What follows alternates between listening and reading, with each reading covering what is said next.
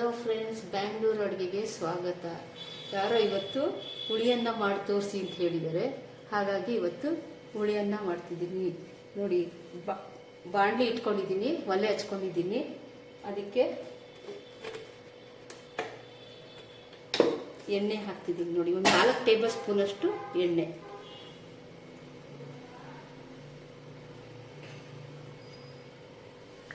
ಸ್ವಲ್ಪ ಎಣ್ಣೆ ಈಗ ಕಾದಿದೆ. ನೋಡಿ, ಸಾಸಿವೆ ಹಾಕ್ತಿದ್ದೀನಿ, 2 ಸ್ಪೂನಷ್ಟು ಸಾಸಿವೆ.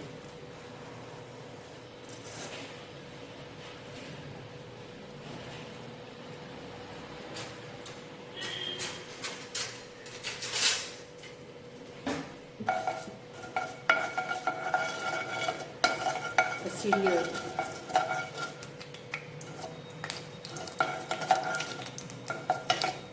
ಅದು ಸಿಡಿತಾ ಇದ್ದ ಹಾಗೆ ಕಡಲೆಬೇಳೆ ಸ್ವಲ್ಪ. ನೋಡಿ, ಕಡಲೆಬೇಳೆ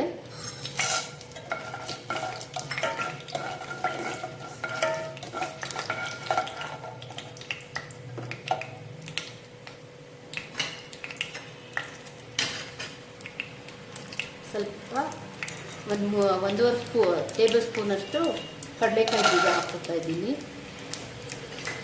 ಚೆನ್ನಾಗಿ ಸ್ವಲ್ಪ ಫ್ರೈ ಆಗೋದಕ್ಕೆ ಸಣ್ಣ ಊರಿನಲ್ಲಿ ಇಟ್ಕೋಬೇಕು, ಇಲ್ಲಾಂದರೆ ಸೀದೋಗ್ತದೆ.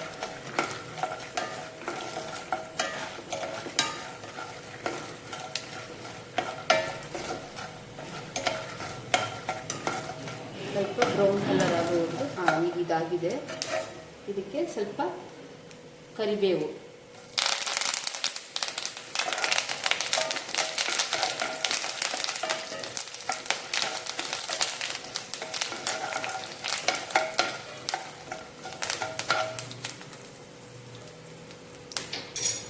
ಎರಡು ಮೆಣಸಿನಕಾಯಿ.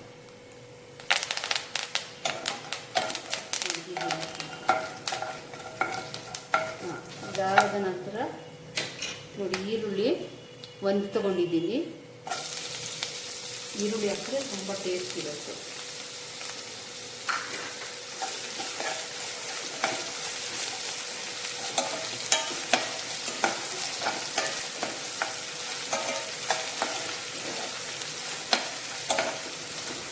ಸ್ವಲ್ಪ ಬ್ರೌನ್ ಕಲರ್ ಆಗಿ ಇಟ್ಕೊಂಡು ಈರುಳ್ಳಿನ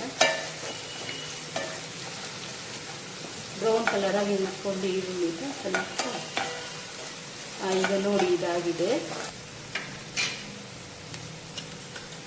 ನೋಡಿ, ಇದು 4 ಟೇಬಲ್ ಸ್ಪೂನಷ್ಟು ಹುಣಸೆ ರಸ ನಾನು ಮುಂಚೆನೇ ತೆಗೆದಿಟ್ಕೊಂಡಿದ್ದೀನಿ. ಹುಣಸೆ ರಸ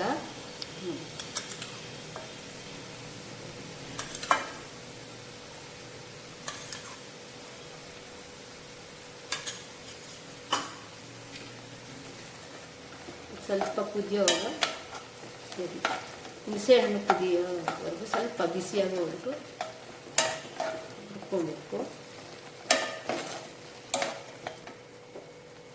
ಮತ್ತು ಇದು ಸಾಂಬಾರು ಪುಡಿ ನಾನು ಮಾಡಿಟ್ಕೊಂಡಿರೋದು, ಅದನ್ನು ಹಾಕ್ತಿದ್ದೀನಿ.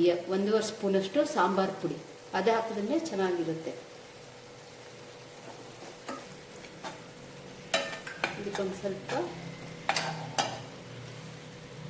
ಬೆಲ್ಲ. ಹುಣಸೆಹಣ್ಣು ಹಾಕಿರೋದ್ರಿಂದ ಹುಳಿ ಇರುತ್ತಲ್ಲ, ಹಾಗಾಗಿ ಸ್ವಲ್ಪ ಬೆಲ್ಲ ಹಾಕಿದ್ರೆ ತುಂಬ ಚೆನ್ನಾಗಿರುತ್ತೆ.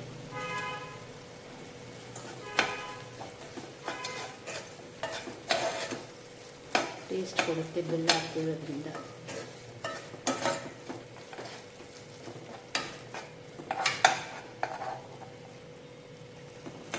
ಇದಕ್ಕೆ ರುಚಿಗೆ ತಕ್ಕಷ್ಟು ಉಪ್ಪು 1 ಸ್ಪೂನ್ ತೊಗೊಂಡಿದ್ದೀನಿ. ಅನ್ನಕ್ಕೆ ಹಾಕುವಾಗ ಕಲಿಸ್ಕೊಂಡು ಮಾಡ್ಕೋಬೋದು ನೋಡಿಕೊಂಡು.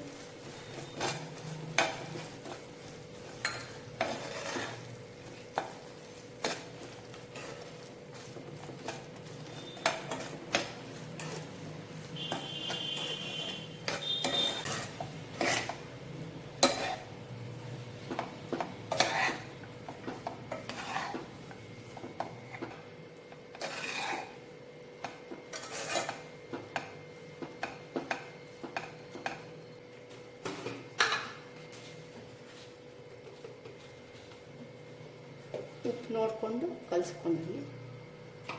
ಈಗ ಇದಾಗಿದೆ ನೋಡಿ, ಎಷ್ಟು ಕಲರ್ಫುಲ್ಲಾಗಿ ಆಗಿದೆ, ಎಷ್ಟು ಚೆನ್ನಾಗಿದೆ.